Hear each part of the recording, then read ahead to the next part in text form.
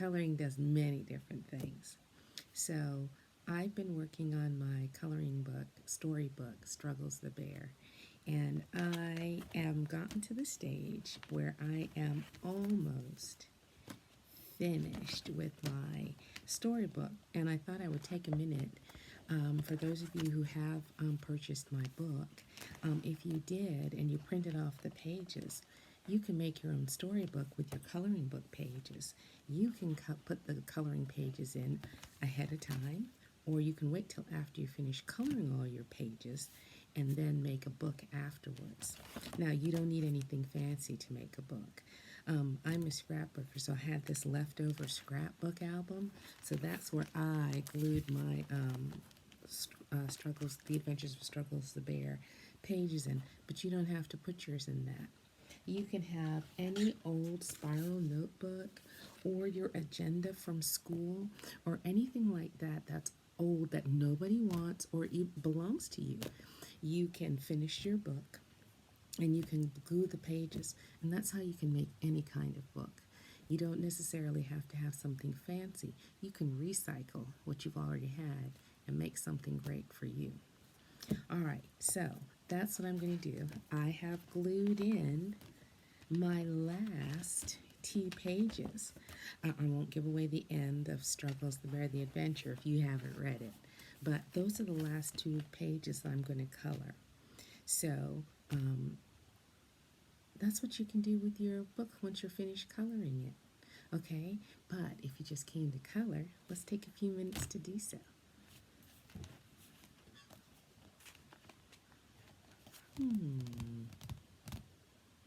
think I'm going to work on this one today. Let me get my Struggles the Bear colors out. All right, so I'm going to play a little music, but I'm also going to talk a little bit about Struggles the Bear. I've enjoyed writing it. As I've told you before, Struggles the Bear is based on my daughter Sarah, who we used to call Sarah Bear. And then one day her brother called her Struggles because she was struggling, because she wanted to be as big as everyone else. And everyone else was getting to do things that she wasn't getting to do. And so that's how Struggles the Bear was born.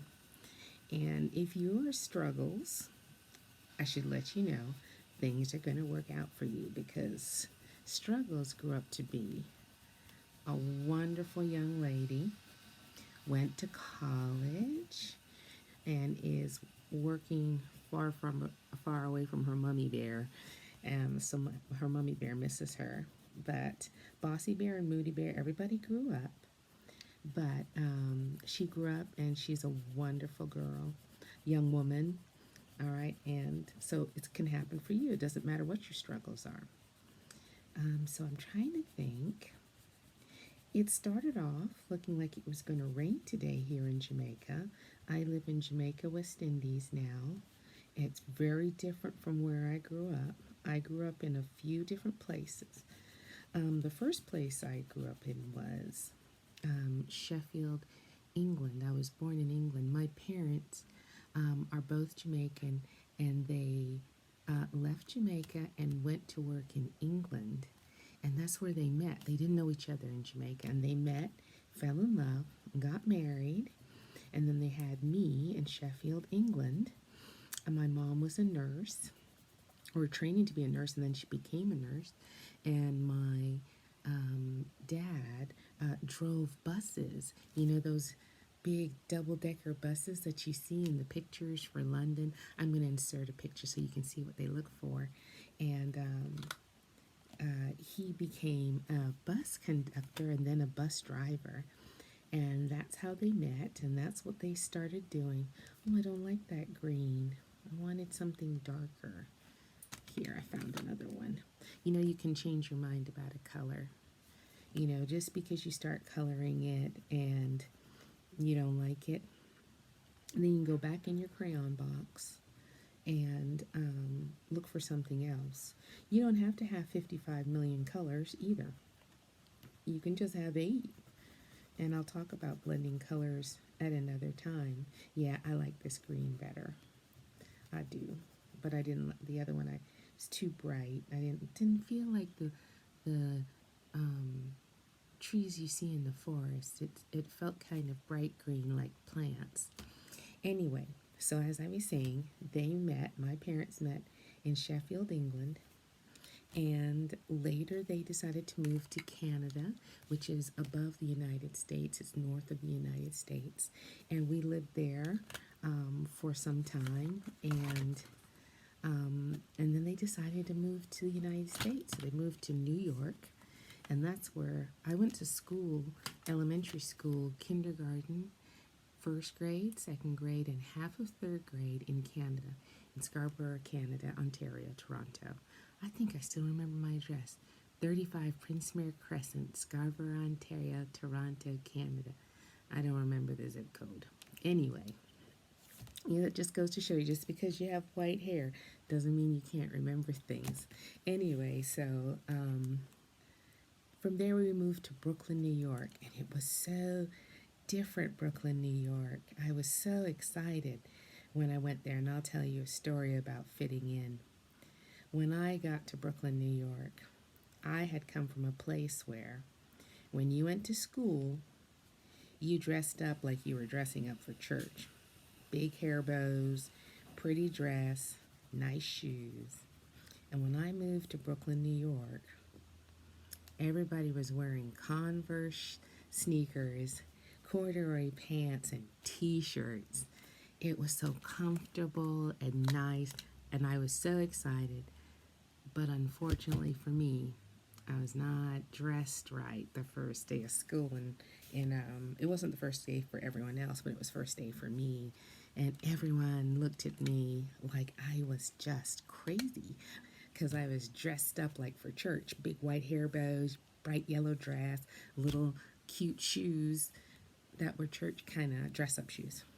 So anyway, I was feeling kind of funny and not belonging. And then the teacher called me to the front of the room for me to introduce myself. And when I opened my mouth, everyone just stopped talking. And I thought, oh no, what did I do? And what was different is that I sounded different from everyone. Everybody was from Brooklyn, and they talked a certain way like they were from Brooklyn.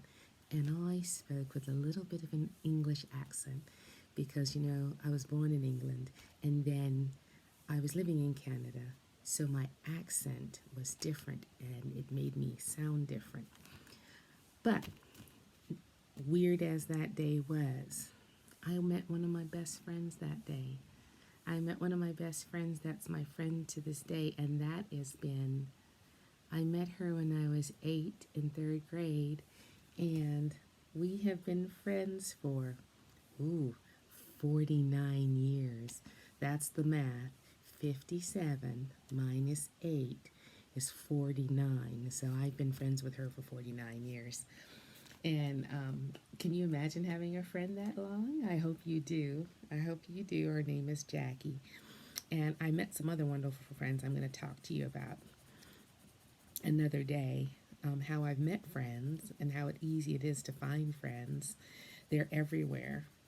You just have to be very careful about who you speak to, but they are everywhere.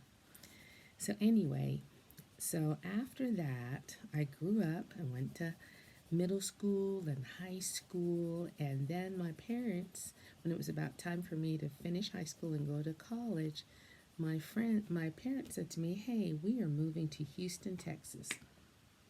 Isn't that different? Everybody speaks very different in Texas. So there was yet another place to move to and to enjoy. And I lived there for many years. I got married there, had all my children there, and then the man I was married to got a job that sent us to Pennsylvania, where we met Pittsburgh, Pennsylvania, where we met some wonderful people. And after we met those wonderful people and lived and had a great time and played soccer and had parties and traveled and had great friends, met wonderful friends there, the job that my husband, who's not my husband anymore, so I guess my ex-husband, we got an offer to come back to Houston, and we did, and that's where all the kids got, left, grew up, and went off to school, and then I grew up, and then what happened was, while I was busy growing up, my parents were growing old, so they had built their retirement home back in Jamaica because they wanted to live somewhere warm. Wouldn't you want to live somewhere warm with palm trees and the beach and all that stuff? And that's what they wanted to do. So they built this lovely house there, and they retired. But something not for you to worry about. You don't need to worry about it.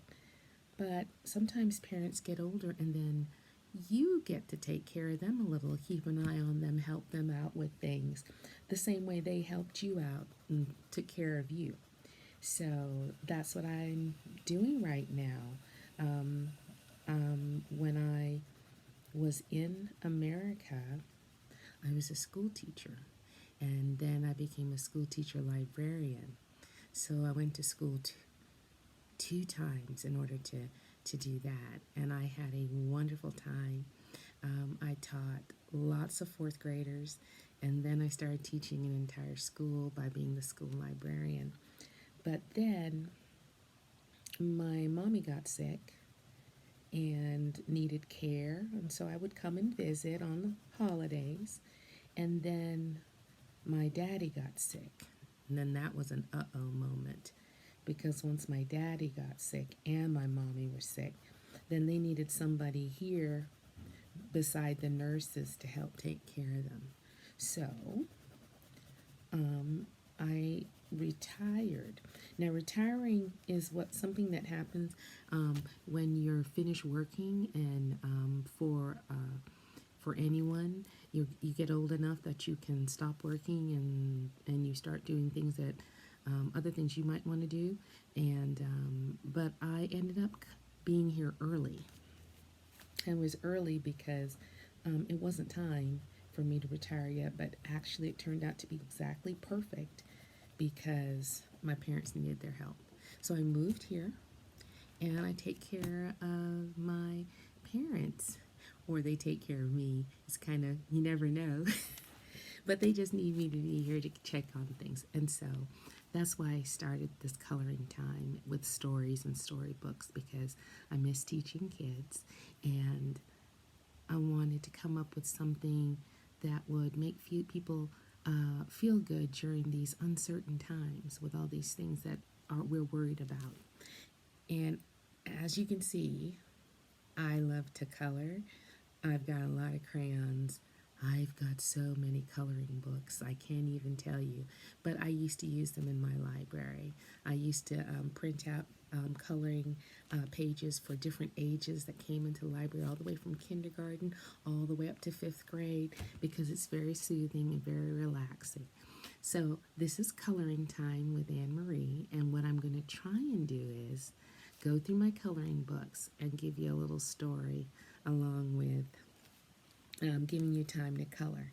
So if you like this channel, you can subscribe to it, and you can click like, and every time I put one of these up, you can get your coloring books out, and you can color with me, or you can get a piece of paper and draw your own picture and color with me. I'll try and have music, and I'll try and add pictures of the things that I'm talking about into the video.